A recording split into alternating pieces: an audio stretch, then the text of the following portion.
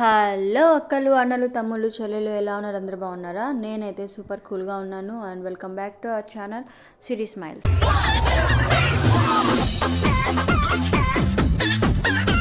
Year end వచ్చేసింది, 2024 అయిపోయింది and 2025లోకి అడుగు పెట్టబోతున్నాము. ఈరోజు డిసెంబర్ 31 అన్నమాట. నాది నా కొడుకుది బర్త్డే. నాది పెద్ద కన్సిడర్ చేయను అనుకోండి, ఇంకా నా కొడుకుకైనా చేయాలి కదా అని చెప్పేసి చేతిలో చిల్లి గవ్వ లేకపోయినా కూడా ట్రై చేస్తున్నాను. బ్లాగ్ తీసి ఏదో సంథింగ్ చిన్న సెలబ్రేషన్ లాంటి చేద్దాము అని కొంచెం ప్లాన్ ఉండే అన్నమాట. వాడు కూడా చాలా ఎగ్జైట్ అవుతున్నాడు.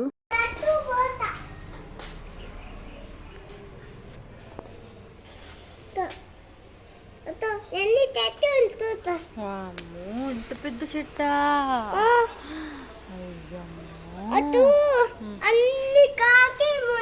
అన్ని కాకులు ఉంటాయా?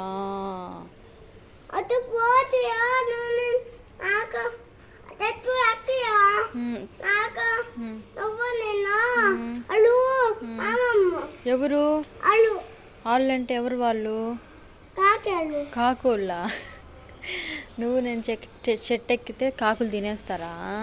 అమ్మో, మరి నువ్వు ఎక్కమ్మా, నేను ఎక్కనా? అది ఓడతా, చూడు ఓడతా. కనిపించిందా?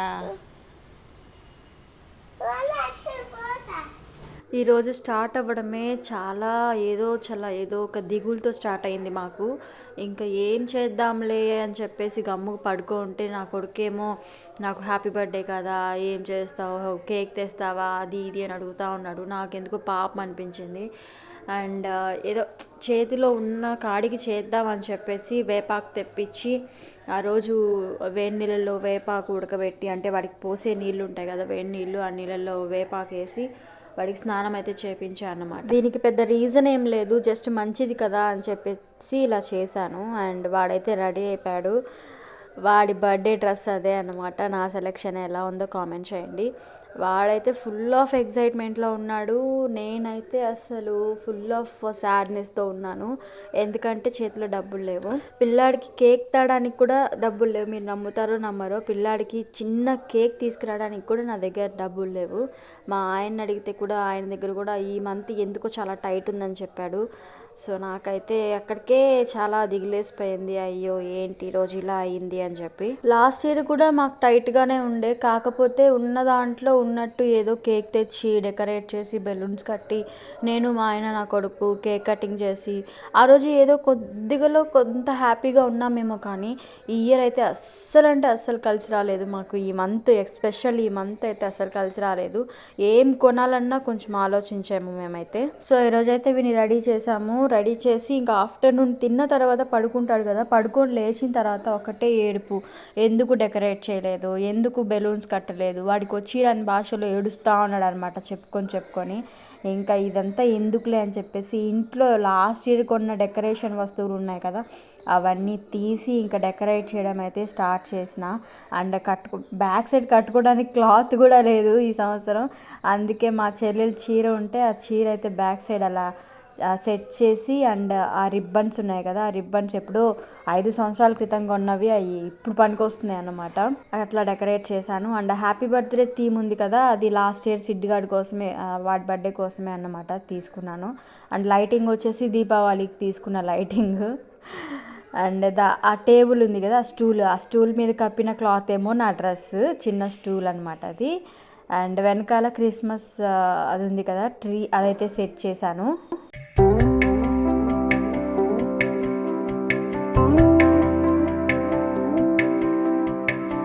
సో డెకరేషన్ అయితే అలా చేశాను. ఆ డెకరేషన్ని చూసి వాడు తెలియక హ్యాపీగా ఫీల్ అవుతున్నాడు. మనకి తెలుసు మన దగ్గర లేదు అని చెప్పి, వాడికి తెలియదు కదా. సో హ్యాపీగా ఉన్నాడు అనమాట వాడు ప్రస్తుతానికి. అండ్ నాకున్న బడ్జెట్లో జార్ కేక్ అయితే ఆర్డర్ చేశాను. ఆ బడ్జెట్ కూడా నాది కాదు, మా చెల్లి పంపించింది నాకు డబ్బులు.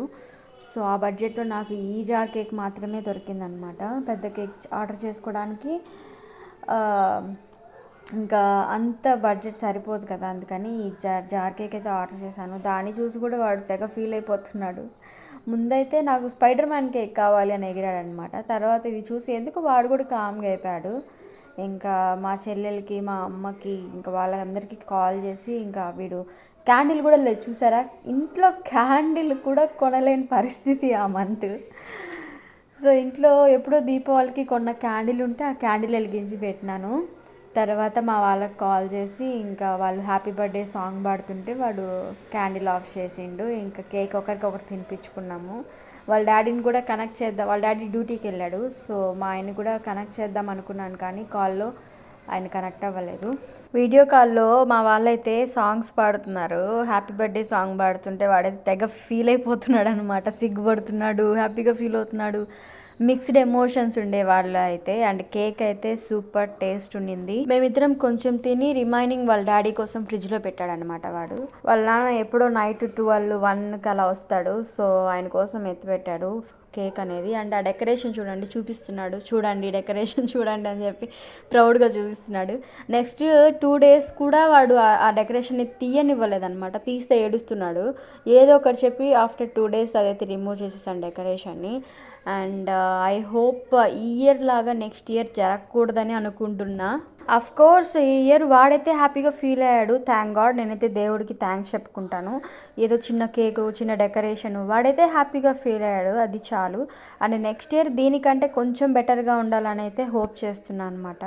So this is all about the vlog నచ్చితే సబ్స్క్రైబ్ చేసుకోండి, లైక్ చేయండి, షేర్ చేయండి, కామెంట్ చేయండి. నెక్స్ట్ వీడియోలో కలుద్దాం. Bye bye.